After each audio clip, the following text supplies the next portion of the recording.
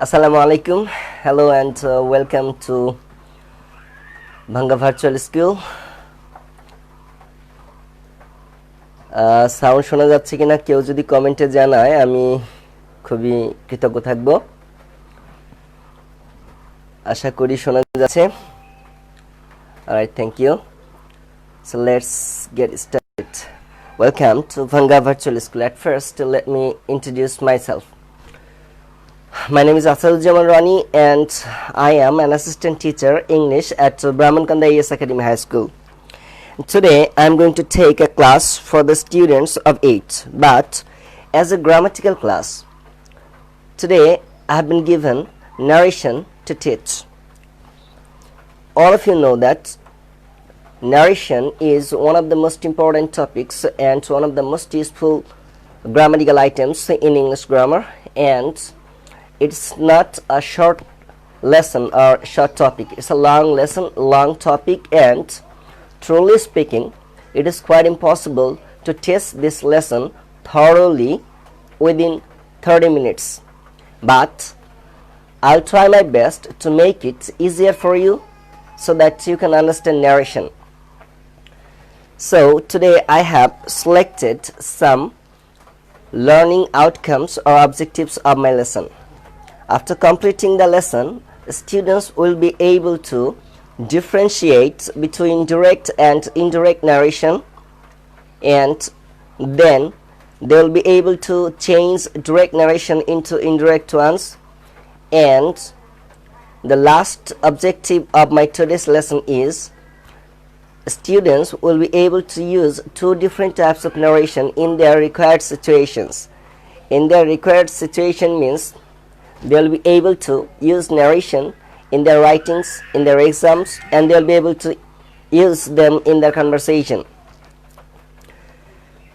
সত্যি কথা বলতে কি 30 মিনিটে ন্যারেশন শেখানো যথেষ্ট নয়, তাই আমি চিন্তা করছি যে বা চেষ্টা করছি যে আজকে আমরা সহজে একটু বিশ্লেষণ করব, সরলভাবে একটু সমাধান করার চেষ্টা করব, এবং এটার উপরে আমরা পরবর্তীতে আরেকটা ক্লাস নিব। আমার রুটিনে থাক বা না থাক আমি একটা দীর্ঘ ক্লাস নিব শুধু ন্যারেশনের সমস্যার জন্য। Most of the students, from my real life experience, I can say that most of the students don't understand this lesson very well. This topic is a hard nut to crack for them. To them, it's a kind of thing which they are very much afraid. So today we are going to give students a simple idea about narrations and their changing. আসলে একটু বলে নেওয়া ভালো, ইংরেজি কোনো subject না, ইংরেজি একটা ভাষা। English is not a subject like physics, chemistry, biology, mathematics or any other subjects. English is a language, and a language is used in different ways. আর ল্যাঙ্গুয়েজ শিখতে হলে আসলে একটা চ্যাপ্টারের সাথে আরেকটা চ্যাপ্টার একনিষ্ঠভাবে জড়িত থাকে, যার জন্য আমি যদি শুধু ন্যারেশন শেখাতে চাই এর মধ্যে আমার অনেক কিছু টেনে আনতে হবে। আর এজন্য প্রথম যে বিষয়টা জানতে হবে তা হচ্ছে সেন্টেন্স। এখন যদি আমি শুধু সেন্টেন্সের ব্যাখ্যা দিতে যাই তাহলে দেখা যাবে যে সেন্টেন্সের ব্যাখ্যাতেই 30 মিনিট শেষ। তাই সেন্টেন্সের ব্যাখ্যা না দিয়ে আমি চেষ্টা করব সেন্টেন্সগুলো চেনানোর জন্য এবং সে থেকে ন্যারেশনটা কিভাবে করতে হয় এর কি বলে পর্যায়ক্রমিক যে ধারাবাহিকতাগুলো আছে সেগুলো রক্ষা করে শেখানোর চেষ্টা করছি। সবাই একটু স্ক্রিনে যাই। এখানে লেখা আছে সেন্টেন্সেস। আমরা জানি সেন্টেন্সেস মানে বাক্য, আর বাক্যগুলোকে ইংরেজি গ্রামারে দুই ভাবে ভাগ করা হয়েছে, একটা হচ্ছে গঠনগতভাবে আর একটা হচ্ছে অর্থপূর্ণভাবে। আমি এখানে লিখেছি meaningfully there are 5 types of sentences. Meaningfully there are 5 types of sentences. অর্থপূর্ণভাবে sentence 5 প্রকার। এখন আমি সবগুলোর ব্যাখ্যা দিচ্ছি না, আমি শুধু চেনানোর জন্য বলছি। 5 প্রকার সেন্টেন্সের মধ্যে একটা মাত্র সেন্টেন্স আছে যেটা সাবজেক্ট দিয়ে শুরু হয়। অর্থপূর্ণভাবে যে 5 রকমের সেন্টেন্স আছে, বাক্য আছে, এই বাক্যগুলোর একটা মাত্র সেন্টেন্স সাবজেক্ট দিয়ে শুরু হয়। সাধারণত প্রথমে থাকে সাবজেক্ট, যদি স্ক্রিনে দেখা যায় খেয়াল করলে বোঝা যাবে প্রথমে সাবজেক্ট, তারপরে যদি অক্সিলারি ভার্ব থাকে তাহলে অক্সিলারি ভার্ব, আর যদি না থাকে তাহলে মেইন ভার্ব, এবং অন্যান্য অংশের পরে শেষে একটা ফুল স্টপ থাকে, এটা গুরুত্বপূর্ণ। সাবজেক্ট দিয়ে শুরু হয়, লাস্টে ফুল স্টপ থাকে, এটা অ্যাসার্টিভ সেন্টেন্স। ডাব্লিউ বা এইচ যুক্ত যে সমস্ত শব্দ আছে অথবা ক্ষেত্রভেদে শুধু অক্সিলারি ভার্ব দিয়ে শুরু হতে পারে ইয়েস নো কোয়েশ্চেনের ক্ষেত্রে, এবং তারপরে সাবজেক্ট, তারপরে মেইন ভার্ব যদি থাকে এবং শেষে যদি একটা প্রশ্নবোধক চিহ্ন থাকে তাহলে সেটা ইন্টারোগেটিভ সেন্টেন্স। তাহলে প্রিয় শিক্ষার্থীরা দেখো যে দুই ধরনের সেন্টেন্সের মধ্যে একটা সাবজেক্ট দিয়ে শুরু হচ্ছে, আরেকটা ডাব্লিউএস ওয়ার্ড অথবা ভার্ব দিয়ে শুরু হচ্ছে, তারপরে সাবজেক্ট থাকছে, একটা শেষে ফুল স্টপ, একটা শেষে প্রশ্নবোধক চিহ্ন। উপরেরটা হচ্ছে অ্যাসার্টিভ সেন্টেন্স, 2 নম্বরটা হচ্ছে ইন্টারোগেটিভ সেন্টেন্স, যেটাকে আমরা প্রশ্নবোধক বাক্য বলে থাকি। 3 নম্বরটা হয়তো অলওয়েজ দিয়ে শুরু হতে পারে অথবা নেভার দিয়ে শুরু হতে পারে অথবা কোনো ভার্ব দিয়ে শুরু হতে পারে।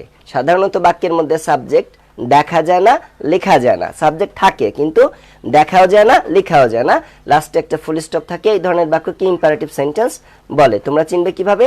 যদি দেখো অলওয়েজ অথবা নেভার দিয়ে শুরু হয়েছে অথবা কোনো ভার্ব দিয়ে শুরু হয়েছে, লাস্টে একটা ফুল স্টপ আছে, এটা হচ্ছে ইম্পারেটিভ সেন্টেন্সেস। এই ইম্পারেটিভ সেন্টেন্স সহ তোমাদের আমি 10 সেকেন্ড সময় দিচ্ছি, তোমরা অ্যাসার্টিভ, ইন্টারোগেটিভ এবং ইম্পারেটিভ সেন্টেন্সটার গঠনগুলো একটু খেয়াল করো। যদি প্রথমে সাবজেক্ট দিয়ে শুরু হয় এবং শেষে ফুল স্টপ থাকে, অ্যাসার্টিভ। ডাব্লিউএস ওয়ার্ড অথবা ভার্ব দিয়ে শুরু হলে সাবজেক্ট মাঝখানে, তারপরে মেইন ভার্ব, শেষে প্রশ্নবোধক চিহ্ন, এটা হচ্ছে ইন্টারোগেটিভ।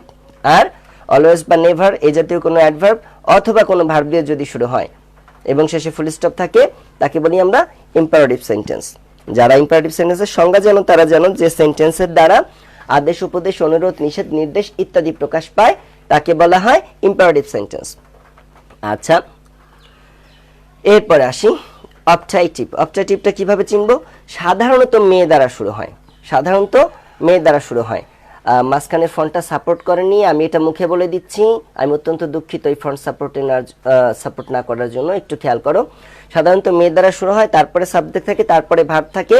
এই বাক্যটা একটা দোয়া বা বরদোয়া বোঝায়, একটা দোয়া বা একটা অভিশাপ বোঝায়, এবং লাস্টে ফুল স্টপ থাকে। এই ধরনের বাক্যকে বলা হয় অবজেক্টিভ সেন্টেন্স। এবং 5 নম্বরে আমরা লিখেছি ডাব্লিউ বা এস যুক্ত ওয়ার্ড দিয়ে শুরু হয়, এরপর একটা অ্যাডজেক্টিভ বা অ্যাডভার্ব থাকতে পারে এবং তারপর অন্যান্য অংশ থাকে, সাবজেক্টটা শেষের দিকে থাকে এবং সবশেষে ভার্ব থাকে, আর সবশেষে একটা বিস্ময়সূচক চিহ্ন থাকে। এই ধরনের বাক্যরে বলা হয় এক্সক্লেমেটরি সেন্টেন্সেস। তাহলে নিজেরা একটু রিভিউ করো, অ্যাসার্টিভ সেন্টেন্স চিনব কিভাবে? যদি দেখি সাবজেক্ট দিয়ে শুরু হয়েছে, শেষে ফুল স্টপ আছে, অ্যাসার্টিভ। থাকলো 4টে। ডাব্লিউএস ওয়ার্ড অথবা কোনো ভার্ব দিয়ে যদি শুরু হয়, মাঝখানে সাবজেক্ট থাকে, তারপরে মেইন ভার্ব থাকে, শেষে প্রশ্নবোধক চিহ্ন থাকে, সেটা ইন্টারোগেটিভ। কোনো আদেশ, উপদেশ, অনুরোধ ইত্যাদি যদি প্রকাশ করে, অথবা বাংলা যদি নাই বুঝতে পারো, বাক্যটা যদি দেখো যে গঠনে প্রথমে কোনো অ্যাডভার্ব, অলওয়েজ, নেভার অথবা কোনো ভার্ব দিয়ে শুরু হয়েছে, শেষে ফুল স্টপ আছে, বাক্যে সাবজেক্ট লেখা হচ্ছে না, এটা হচ্ছে ইম্পারেটিভ সেন্টেন্স। আর মেয়ে দ্বারা শুরু হয়েছে অথবা পুরো বাক্যটা থেকে কোনো দোয়া বা অভিশাপ প্রকাশ করছে, এটা অবজেক্টিভ সেন্টেন্স।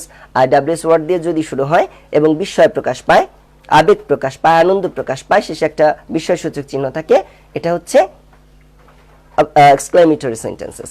তো এই পর্যায়ে আমি সবাইকে অনুরোধ করছি, আমি দেখতে পাচ্ছি 11 জন লাইভে আছে, আপনারা যদি একটু কষ্ট করে শেয়ার করে দেন তাহলে অনেক শিক্ষার্থী উপকৃত হবে। আমাদের এই গ্রুপটার মেম্বার সংখ্যা কম, কিন্তু যদি আপনারা শেয়ার করেন তাহলে মেম্বার আশা করি বাড়বে, সব শ্রেণীর শিক্ষার্থীরা উপকৃত হবে। আমি আপনাদের অনুরোধ করছি এটা শেয়ার করে দিলে সবাই লাভবান হবে। অলরাইট, সো কথা বলছিলাম ন্যারেশন নিয়ে। আসলে ন্যারেশন কি জিনিস? ন্যারেশনের বাংলা হচ্ছে উক্তি। বাংলা হচ্ছে উক্তি। উক্তি মানে কি? কথা। তো কথাগুলো সাধারণত দুই ভাবে বলা যায়, একটা প্রত্যক্ষভাবে আর একটা পরোক্ষভাবে। দেখুন, আমি একটা সেন্টেন্স লিখেছি, এখানে লেখা হয়েছে Kanis said to Hassan, I like your band and I like to sing a song with you today. Kanis said to Hassan, Kanis বলল হাসানকে, I liked your band, আমি আপনার ব্যান্ডকে পছন্দ করি, মানে আপনার সঙ্গীত দলকে পছন্দ করি, and I want to sing a song with you today, আর আজ আমি আপনার সাথে একটি গান করতে চাই। তাহলে এখান থেকে আমরা চিনব এলিমেন্টস অব ন্যারেশন, ন্যারেশনের উপাদান সমূহ। উপাদান না চিনে কোনোভাবেই করা সম্ভব নয়। দেখুন, এখানে কথা বলছে কে? কানিজ। তাহলে কানিজ হচ্ছে স্পিকার, বক্তা। সাধারণত ন্যারেশনে যিনি কথা বলেন তিনি হচ্ছেন বক্তা। এই বক্তা কথা বলার সময় যে ভার্বটা ব্যবহার করে একটু খেয়াল করলে আমরা দেখতে পাবো এখানে সেড টু লেখা আছে, আমার মাউসের কার্সরটা দেখা যাচ্ছে, সেড টু যেখানে লেখা আছে এই সেড টুটা হচ্ছে এখানে ভার্ব, কার ভার্ব? স্পিকারের ভার্ব। এই স্পিকারের ভার্বটাকে বলা হয় রিপোর্টিং ভার্ব। কি বলা হয়? Reporting verb. অলরাইট, তারপরে কার সাথে কথা বলছে? হাসানের সাথে। হাসানটা হচ্ছে লিসেনার বা এই রিপোর্টিং ভার্বের অবজেক্ট। তাহলে আমরা এখানে তিনটে উপাদান পাচ্ছি। একটা হচ্ছে যিনি কথা বলছে তিনি হচ্ছেন স্পিকার বা বক্তা, কথা বলার সময় যে ভার্বটা ব্যবহার করছে সেটা হচ্ছে সেড টু, এটার নাম হচ্ছে রিপোর্টিং ভার্ব। পরে যেটা আছে হাসান, যার সাথে কথা বলছে তিনি হচ্ছে লিসেনার বা শ্রোতা, গ্রামারগতভাবে একে আমরা বলবো রিপোর্টিং ভার্বের অবজেক্ট। আর দেখুন এই যে ইনভার্টেড কমা দিয়ে শুরু হয়েছে, I like your band and I want to sing a song with you today, inverted comma যেখানে শেষ হয়েছে, এই ইনভার্টেড কমাসের শুরু থেকে শেষ পর্যন্ত অংশকে বলা হয় রিপোর্টেড স্পিচ। Reported speech. আসলে আজকের ক্লাসটা সব শ্রেণীর শিক্ষার্থীদের জন্য উপযুক্ত, সব শ্রেণীর শিক্ষার্থীদের কাজে লাগবে, কেননা সব শ্রেণীর শিক্ষার্থীদেরই সিলেবাসে কম বেশি ন্যারেশন রয়েছে। আর এই চ্যাপ্টারটা অনেকেই ভয় পায়, চ্যাপ্টারটা বড়, এজন্য আমরা আজকে চেষ্টা করব সহজভাবে শেখাতে। ওকে, তাহলে উপাদানগুলোর নাম তোমরা একটু বলো তো কি কি? যে কথা বলে সে হচ্ছে স্পিকার, যার সাথে কথা বলে সে হচ্ছে লিসেনার, কথা বলার সময় যে ভার্বটা ব্যবহৃত হয় ওই ভার্বটার নাম হচ্ছে রিপোর্টিং ভার্ব। আর যা কিছু বলে সেটা ইনভার্টেড কমাসের মাঝখানে চলে যায় এবং এই পুরো অংশটাকে বলা হয় reported speech. My dear mighty learners, এখন যদি আমি তোমাদের প্রশ্ন করি ন্যারেশনে যে উপাদানগুলো এইমাত্র আমি বললাম, দেখো তো তোমরা নাম বলতে পারো কিনা? যে কথা বলে ন্যারেশনে, প্রথম কথা যে বলে সে হচ্ছে স্পিকার বা বক্তা, এটাকে গ্রামারগতভাবে বলা হয় রিপোর্টিং ভার্বের সাবজেক্ট, রিপোর্টিং ভার্ব এর সাবজেক্ট। আর বক্তা কথা বলার সময় যে ভার্বটা ব্যবহার করে মূলত ওই ভার্বটার নামই হচ্ছে রিপোর্টিং ভার্ব। আর বক্তা যার সাথে কথা বলে অর্থাৎ যিনি শ্রোতা বা লিসেনার, গ্রামারগতভাবে তাকে বলা হয় রিপোর্টিং ভার্বের অবজেক্ট। আর বক্তা যা কিছু বলে সেটা ইনভার্টেড কমাস এর মাঝে চলে যায় এবং এই পুরো অংশটাকে বলা হয় রিপোর্টেড স্পিচ। রিপোর্টেড স্পিচ, বর্ণিত বক্তব্য। তাহলে আমরা দেখি যে উপরের বাক্যটাকে আমরা কিভাবে সমাধান করেছি। আমি যদিও এখনো কোনো নিয়ম শেখাইনি, আমি জাস্ট উপাদানগুলো চেনাচ্ছি। দেখুন উপরে যা লেখা আছে তার নিচে আমরা ওই বাক্যটাকে একটু ভিন্নভাবে লিখেছি। কানিজ told Hasan that she liked to his I'm sorry, টুটা হবে না, এটা লেখা হয়ে গেছে। She liked his band and she sing a song that day. আমি আবার বলছি এটা প্রিন্টিং মিস্টেক। আসলে সত্যিকার অর্থে আমার ল্যাপটপটা নষ্ট, আমি একটা ল্যাপটপ ধার করে এনেছি, গতিতে কাল রাতে কাজ করতে হয়েছে। ভিন্ন জনের ল্যাপটপ ব্যবহারের সময় নানান ধরনের সমস্যা হয়, এই লেখা আমার রিভিশনটা বোধহয় দেওয়া হয়নি, তাই এই টুটা রয়ে গেছে। লাইকের পরে টুটা থাকবে না, সবাই একটু খেয়াল করি। কানিজ told Hasan that she liked his band and she wanted to sing a song with him that day. তাহলে আমরা এখানে কি কি দেখতে পাচ্ছি? উপরে কানিজ ছিল, নিচে কানিজ ঠিকই আছে, কিন্তু উপরে সেট টু ছিল, সেই সেট টুটা আর নিচে নাই, নিচে সেটা টোল্ড হয়ে গেছে। তাহলে ন্যারেশনে এক নম্বর পরিবর্তন কি হবে একটু খেয়াল করি। কানিজ said to Hasan, I like your band and I want to sing a song with you today. কিন্তু পরের বাক্যটা আমরা লিখেছি কানিজ told Hasan that she liked his band and she wanted to sing a song with him that day. এখানে আমরা লাল রঙের font দিয়ে বোঝাতে চেয়েছি আসলে কি কি পরিবর্তন করা হয়েছে। উপরে সেট টু ছিল, সেটা নিচে টোল্ড হয়ে গিয়েছে। উপরে কমাস ইনভার্টেড কমা ছিল, কিন্তু নিচের বাক্যে কোনো কমা ইনভার্টেড কমা দেখতে পাচ্ছি না। উপরে দেখো যেখানে ছিল আই লাইক ইয়োর, সেখানে হয়ে গেছে শি লাইকড হিজ। উপরে যেখানে ছিল আই ওয়ান্ট, সেখানে হয়ে গেছে শি ওয়ান্টেড। আর উপরে যেখানে ছিল ইউ টুডে, সেখানে হয়ে গেছে হিম দ্যাট ডে। তাহলে পরিবর্তন পাওয়া যাচ্ছে। এই পরিবর্তন যোগ্য যে বিষয়গুলো, এগুলোকে আমরা ধাপে ধাপে পরিবর্তন করব। আমরা আগে এলিমেন্টগুলোকে দেখি কোন এলিমেন্টগুলো পরিবর্তন হয়েছে। প্রথমত পরিবর্তন হয়েছে সেট টু অর্থাৎ রিপোর্টিং ভার্ব। এই স্টেজটা, এই পর্যায়টা, এই ক্লাসের এই পর্যায়টা খুব গুরুত্বপূর্ণ। তোমাদের পাঁচটা বিষয় মনে রাখতে হবে যে ন্যারেশনে পাঁচটি বিষয় পরিবর্তন হয়। একটা হচ্ছে রিপোর্টিং ভার্ব, এটাই সবচেয়ে বড় পরিবর্তন। প্রথমত রিপোর্টিং ভার্ব, দ্বিতীয়ত এখানে কমা ইনভার্টেড কমা ছিল, কিন্তু সেকেন্ড সেন্টেন্সে সমাধান করার পরে সেটা আর কমা ইনভার্টেড কমা নেই, তাহলে দ্বিতীয় পরিবর্তনের নাম হচ্ছে কমা ইনভার্টেড কমাস। আচ্ছা, এরপরে দেখো রিপোর্টেড স্পিচের ভিতরে যেটা আই ছিল সেটা নিচে সি হয়ে গেছে। আবার রিপোর্টেড স্পিচের ভিতরে উপরেরটায় যেখানে ইউ ছিল সেটা নিচে হিম হয়ে গিয়েছে, অর্থাৎ যে পার্সনগুলো আছে পার্সন পরিবর্তন হয়। তাহলে আমরা 3 নাম্বার পরিবর্তন বলতে পারি রিপোর্টেড স্পিচ এর পার্সন, রিপোর্টেড স্পিচের পার্সন। 4 নাম্বার পরিবর্তন বলতে পারি আমরা উপরে যে টেন্সটা ছিল সেই টেন্সটার উপরে নেই, নিচে নেই, নিচে এটা চেঞ্জ হয়ে গেছে, যেখানে লাইক ছিল সেখানে লাইকড হয়ে গিয়েছে। সুতরাং যেটা ছিল I like your band and I want to sing a song with you today, সেটা হয়ে গেছে she wanted to sing a song with him that day. She liked his band and she wanted to sing a song with him that day. তাহলে লাইকটা liked হয়ে গিয়েছে, ওয়ান্টটা wanted হয়ে গিয়েছে। এই যে পরিবর্তন, এই পরিবর্তনের নাম হচ্ছে টেন্সের পরিবর্তন বা ভার্বের পরিবর্তন, টেন্সের পরিবর্তন বা ভার্বের পরিবর্তন। নেক্সট, উপরে যে ছিল টুডে সেটা হয়ে গেছে দ্যাট ডে। এই শব্দগুলোকে আমরা বলবো পরিবর্তনযোগ্য শব্দ, অর্থাৎ চেঞ্জেবল ওয়ার্ডস। তাহলে মাই ডিয়ার লার্নার, এখানে কোন 5টি বিষয় পরিবর্তিত হয় আমি একবার বলে দিই। 1 নাম্বার রিপোর্টিং ভার্ব, অর্থাৎ বক্তা কথা বলার সময় যে ভার্বটা ব্যবহার করে সে ভার্বটা চেঞ্জ হবে ইনডিরেক্ট করার সময়। আচ্ছা, দ্বিতীয়ত রিপোর্টেড স্পিচের শুরুতে যে ইনভার্টেড কমাস থাকে এবং অবজেক্টিভ পরে যে শুধু কমা থাকে, এই কমা ইনভার্টেড কমা ইনডিরেক্ট ন্যারেশনে থাকবে না। তৃতীয়ত রিপোর্টেড স্পিচের পার্সন। চতুর্থত রিপোর্টেড স্পিচের ভেতরে যে টেন্স বা ভার্বস, আসলে টেন্স আর ভার্ব আলাদা জিনিস না, ভার্বেরই সম্পন্ন হওয়ার সময়টাকে টেন্স বলা হয়ে থাকে, ওটা নিয়ে আমরা ভিন্ন একটা ক্লাসে ব্যাখ্যা করে দিব। আর 5 নম্বর পরিবর্তন হচ্ছে চেঞ্জেবল ওয়ার্ডস। 30 সেকেন্ড সময় তোমরা এই 5টা বিষয় কয়েকবার করে জোরে জোরে পড়ে ফেলো এবং সিরিয়ালি মনে রাখার চেষ্টা করো কি কি পরিবর্তন হয়। Reporting verb, comma inverted comma, persons, tenses বা verbs and changeable words. CW দিয়ে আমরা প্রকাশ করব চেঞ্জেবল ওয়ার্ডস কে।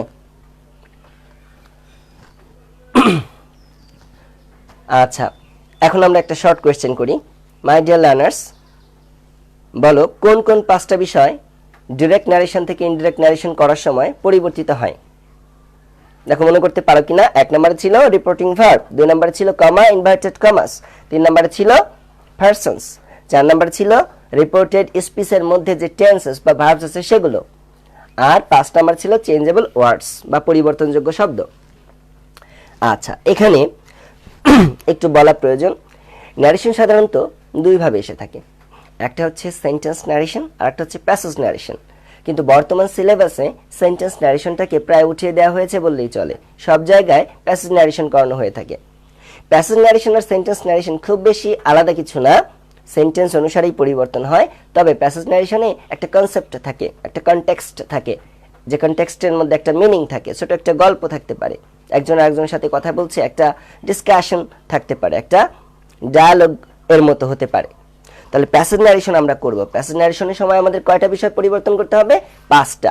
প্রথমত রিপোর্টিং ভার্ব, দ্বিতীয়ত commas inverted commas, 3 number person, 4 number reported স্পিচের ভেতরে যে টেন্স আছে সেই টেন্স, আর 5 নাম্বার চেঞ্জেবল ওয়ার্ডস বা পরিবর্তনযোগ্য শব্দ। এরকম কিছু শব্দ আছে যেগুলো আমি লিস্ট করে দিয়েছি, তোমরা দেখে নিলেই বুঝতে পারবে।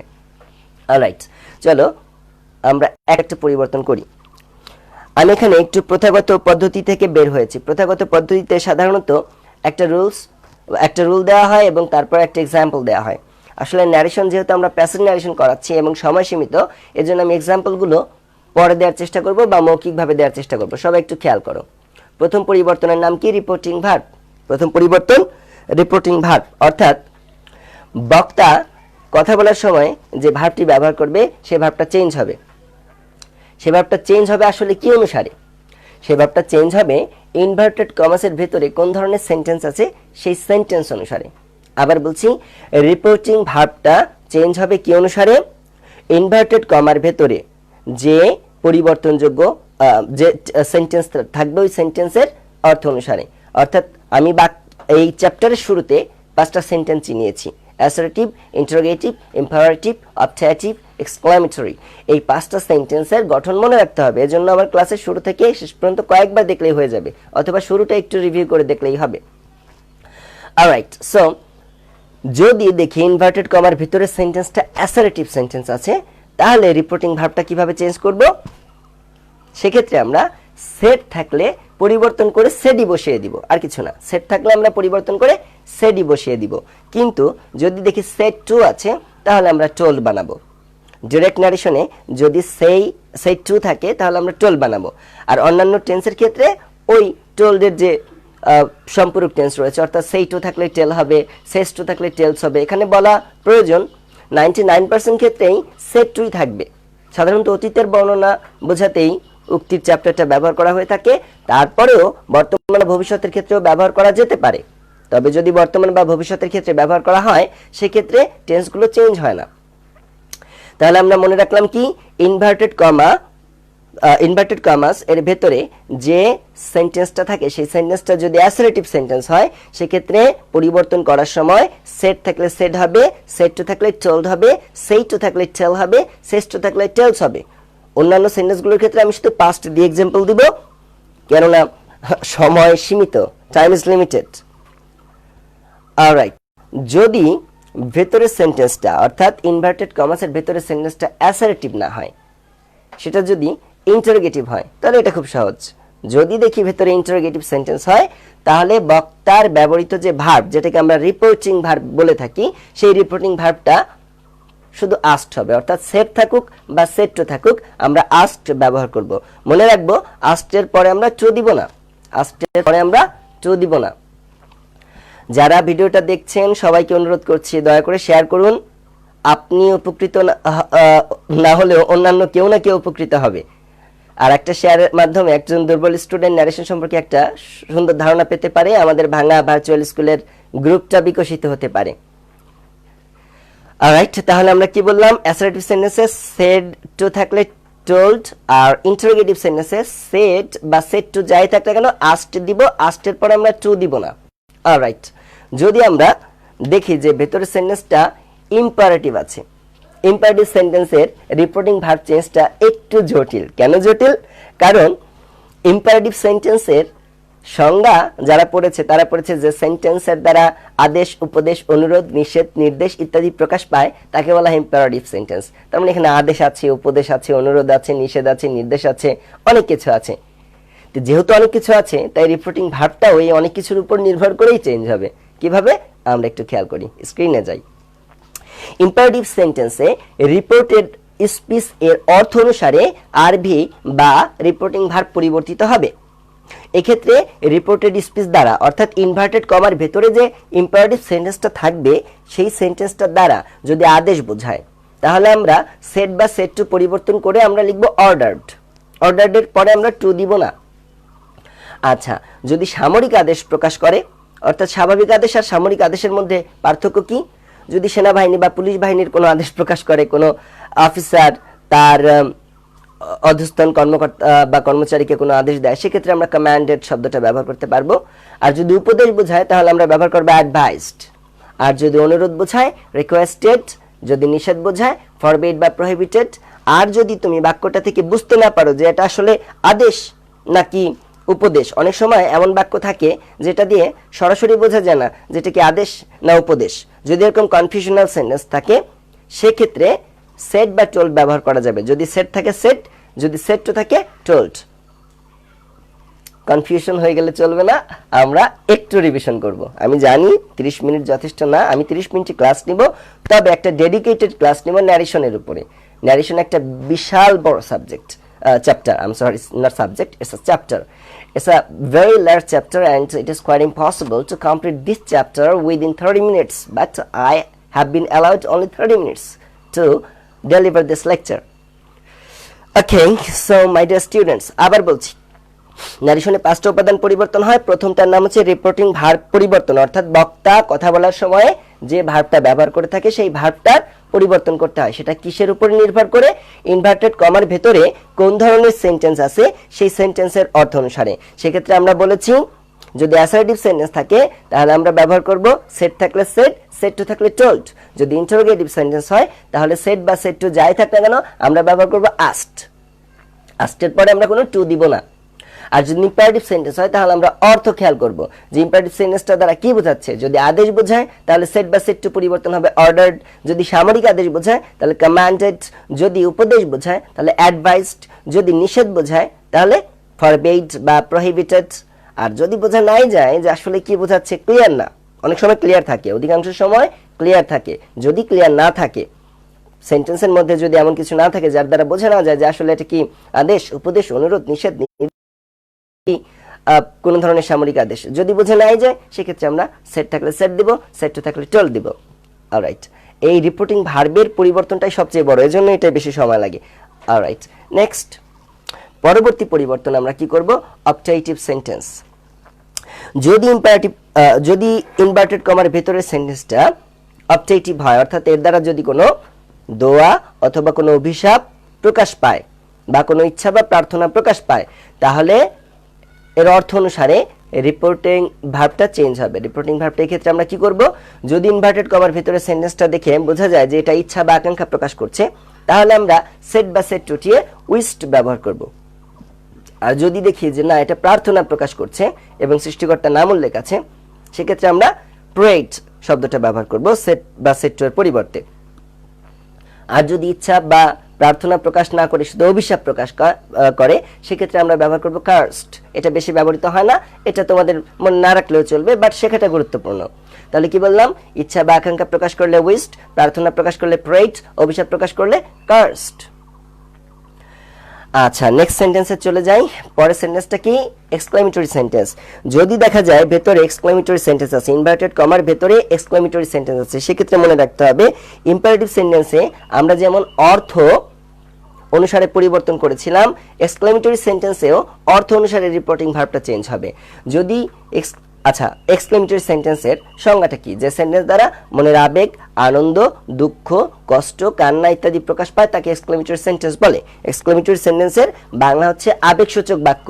অনেকে আমরা বিষয়সূচক বাক্য বলে থাকি, বাট গ্রামারগতভাবে বা বাংলা ব্যাকরণ অনুসারে বিষয়সূচক বাক্য কথাটা ভুল।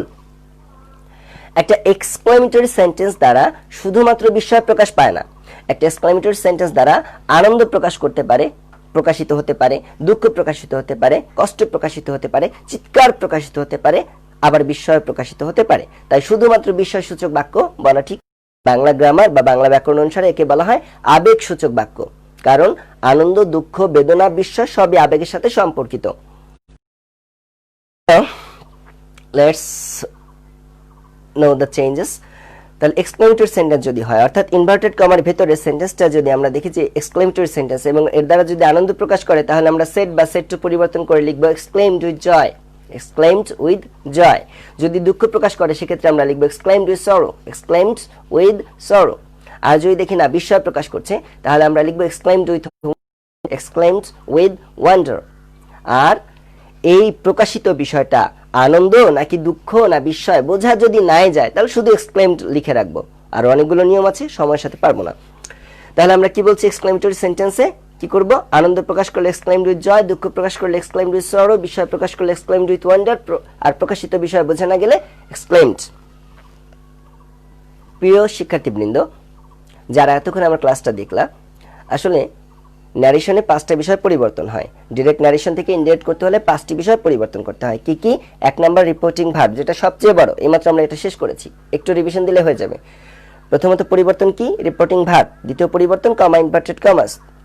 আর তৃতীয় পরিবর্তন হচ্ছে রিপোর্টেড স্পিচের ভেতরের পারসন। 4 নাম্বার পরিবর্তন হচ্ছে রিপোর্টেড স্পিচের ভেতরের টেন্স বা ভার্বস। আর 5 নম্বর পরিবর্তনযোগ্য শব্দ বা চেঞ্জেবল ওয়ার্ডস। কিছু শব্দ আছে যেগুলো পরিবর্তন করতে হয়। আচ্ছা, সময় প্রায় শেষ হয়ে যাচ্ছে। আসলে এত বড় একটা চ্যাপ্টারকে একসাথে নিয়ে আসা খুব কঠিন। ওকে, পরবর্তী যে পরিবর্তন, অর্থাৎ আমাদের ন্যারেশন করতে গেলে যে দ্বিতীয় নাম্বার পরিবর্তন করতে হয়, সেটা হচ্ছে কমা ও ইনভার্টেড কমায়ের পরিবর্তন। কমা ও ইনভার্টেড কমায়ের পরিবর্তন। প্রথম পরিবর্তন নাম হচ্ছে প্রথম পরিবর্তনটা ছিল হচ্ছে রিপোর্টিং ভার্ব পরিবর্তন। দ্বিতীয় পরিবর্তনটা হচ্ছে কমা ইনভার্টেড কমায়ের পরিবর্তন। এটা শিখবো আমরা আজকে। আর পরবর্তী অংশটা আমি পার্ট 2 তে সংযুক্ত করে দিব। তাহলে কমা ইনভার্টেড কমাস পরিবর্তন কিভাবে করব, এটাও ইনভার্টেড কমার ভেতরে যে সেন্টেন্সটা থাকে অর্থাৎ রিপোর্টেড স্পিচে যে সেন্টেন্সটা ব্যবহৃত হয় সেই সেন্টেন্সটি অনুসারেই ব্যবহৃত হয়ে থাকে। প্রিয় শিক্ষার্থীবৃন্দ, কয়েকটি লাইন আছে, একটু গুরুত্ব দিয়ে দেখলে হয়ে যাবে। অ্যাসার্টিভ, লেট যুক্ত ইম্পারেটিভ ও অপটেটিভ সেন্টেন্সে কমা ও ইনভার্টেড কমা উঠে দ্যাট বসাবো। সব জায়গায় কিন্তু আমরা দ্যাট বসাবো না। কোথায় কোথায় দ্যাট বসাবো? অ্যাসার্টিভ, লেট যুক্ত ইম্পারেটিভ ও অপটেটিভ সেন্টেন্সেস এ কমা ও ইনভার্টেড কমা উঠে দ্যাট বসে।